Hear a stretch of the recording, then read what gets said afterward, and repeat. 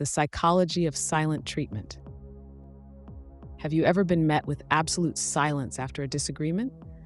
The silent treatment is a powerful, unspoken reaction, an act of withholding communication, shutting someone out. But why do people resort to this behavior? Behind the quiet exterior lies a complex psychological mechanism, one we'll unveil in this video. At its core, the silent treatment is a way of expressing hurt, anger, or even manipulation without using words. Yet its impact often echoes louder than a heated argument. Let's break down why this happens, what it reveals about relationships, and its effects on mental health. People often use the silent treatment as a shield. Some feel overwhelmed by conflict and avoid it altogether, believing silence protects them from further emotional injury. Others use it to gain control in emotionally charged situations. But avoidance doesn't heal wounds, it builds walls. These barriers prevent meaningful communication, leaving unresolved issues to fester.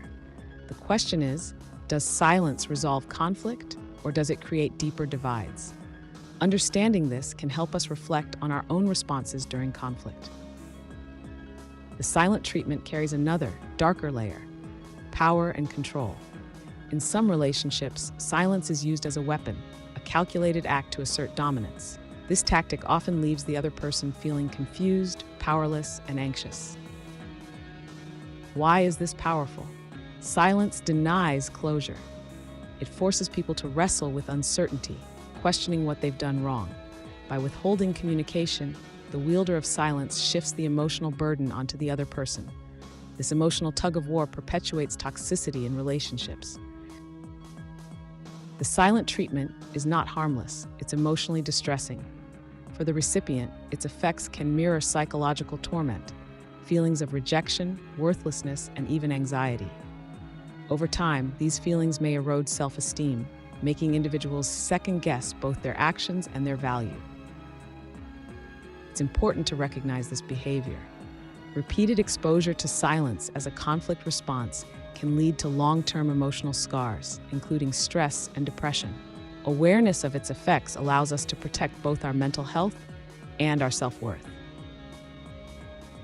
On the other hand, not all silent treatments stem from spite. For some, it's a coping mechanism when words feel too overwhelming.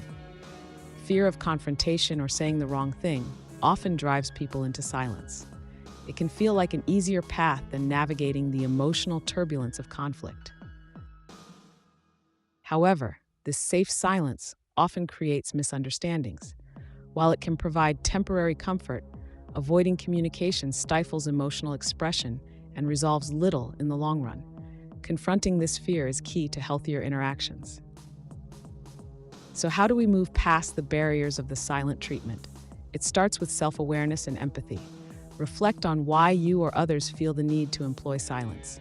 Is it pain, anger, a grasp for control? Identifying the root helps in choosing healthier responses.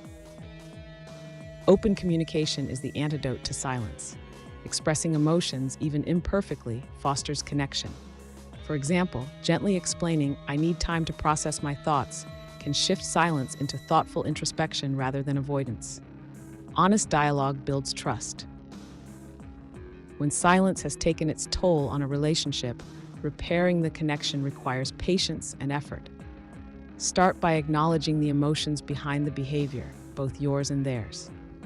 Empathy can soften hardened walls of silence and create a path to understanding. Apologize when necessary, but also set boundaries.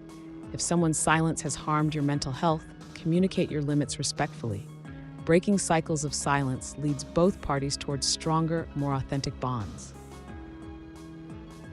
The silent treatment, though often misunderstood, reveals much about human emotion and interaction. It can both protect and destroy, depending on its intent and impact.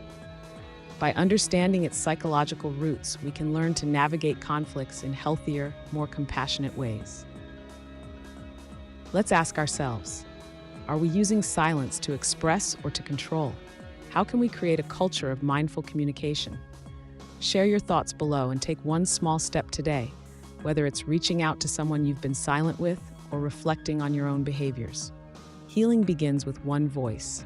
Could it be yours?